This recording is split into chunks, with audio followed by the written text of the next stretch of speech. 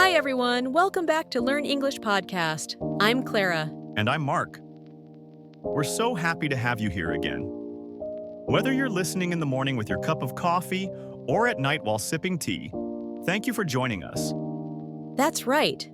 Today's episode is very special because we're going to talk about something that millions of people drink every single day: coffee versus tea. Yes, it's a classic question. Are you a coffee person or a tea person? People usually have a strong opinion about it. Before we dive in, here's a quick icebreaker. Do you remember the first time you drank coffee or tea? Oh, that's a good one. For me, I remember drinking coffee when I was a teenager, maybe around 15. It tasted really bitter at first, but then I got used to it. Nice. For me, I tried tea first when I was a kid. My grandmother used to give me warm chamomile tea before bed. It was calming. That's sweet. And for our listeners, think about it. When was the first time you drank coffee or tea? Share your story in the comments because we'd love to know. Yes! And while you think about that, let's also learn a quick phrase. I'm a coffee person. Or, I'm a tea person. This simply means you prefer one more than the other. For example, I can say, I'm a coffee person. I need it in the morning. And I can say, I'm a tea person. It makes me feel relaxed. Perfect. So grab your favorite drink, whatever it is, sit back, relax, and let's explore the world of coffee and tea together. So, Mark, let's start with coffee. Do you usually drink coffee in the morning? Oh yes, definitely. I can't imagine starting my day without coffee. The smell, the taste, it just wakes me up. That's very common. In English, some people even say, I can't function without my morning coffee. The word function here means to work or to do things properly. Exactly. Without coffee, I feel sleepy and slow. With coffee, I feel more alive and ready to work. I think many listeners can relate to that. There's also a funny phrase, don't talk to me until I've had my coffee. It means a person is grumpy or not ready to talk before drinking coffee. Yes, I've heard that. And I think that's true for me sometimes. Me too, to be honest. Coffee really is more than just a drink. For many people, it's a part of their daily routine. In fact, we can call it a ritual, something you do regularly and with meaning. That's a good word, ritual. For example, making coffee in the morning is my ritual. Nice sentence. And speaking of coffee, it's also interesting how different countries prepare it. Yes. For example, in Italy, espresso is very popular. It's a small, strong shot of coffee. In the US, people often drink big cups of drip coffee. Exactly. And in Indonesia, there's kopi tubruk. You put ground coffee directly in hot water, stir it, and let it settle. It's strong and bold. Wow, that sounds intense. In my country, we usually use a coffee maker or a French press. So many methods. And coffee culture is huge. For example, in big cities, people love going to coffee shops, not just for the drink, but for the atmosphere.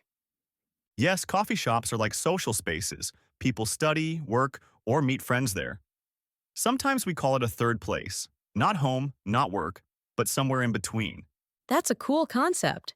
So coffee is not only about caffeine, it's also about community and connection. Well said. And by the way, another useful phrase is coffee break. In English, it means a short rest during work, when you usually drink coffee. Right.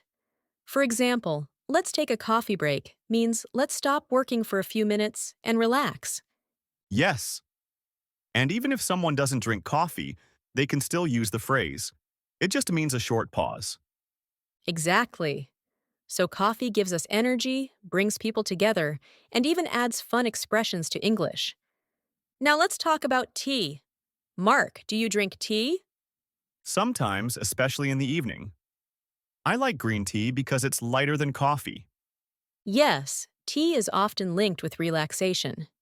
In English, we say, a cup of tea helps you unwind. The word unwind means to relax. Nice phrase. And tea also has many types: black tea, green tea, oolong, herbal tea. That's right. And vocabulary. Herbal means made from herbs, plants, or flowers. For example, chamomile tea. In the UK, tea is more than just a drink. It's a tradition. People have afternoon tea with snacks like sandwiches and scones. Yes! And in Japan, there's a special tea ceremony, which is very formal and cultural. So, Mark, if you had to choose only one, coffee or tea, which one would you pick? Oh, that's hard. I'd probably choose coffee. I like the strong flavor. Interesting. I'd choose tea because it feels healthier and calming. That's the classic debate: energy versus relaxation. Coffee gives a quick boost, but tea is gentler. Exactly. And here's a useful expression: it's not my cup of tea.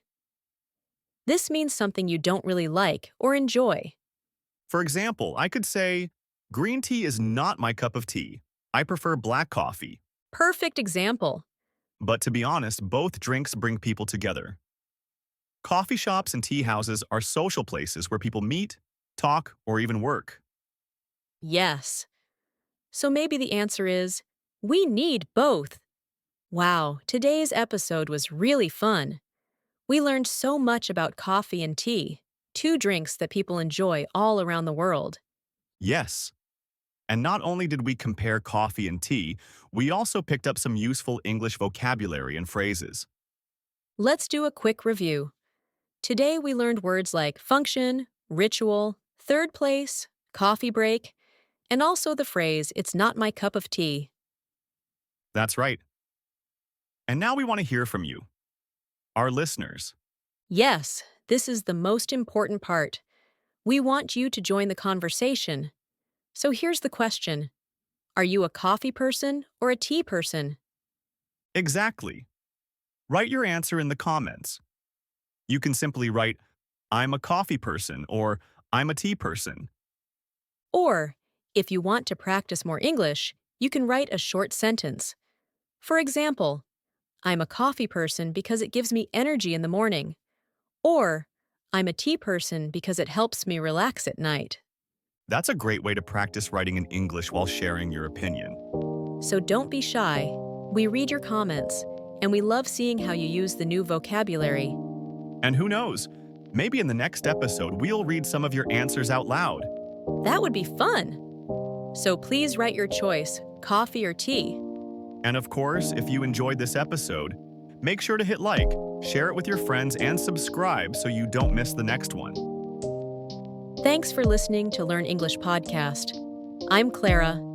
And I'm Mark. See you next time. And until then, enjoy your cup of coffee or tea.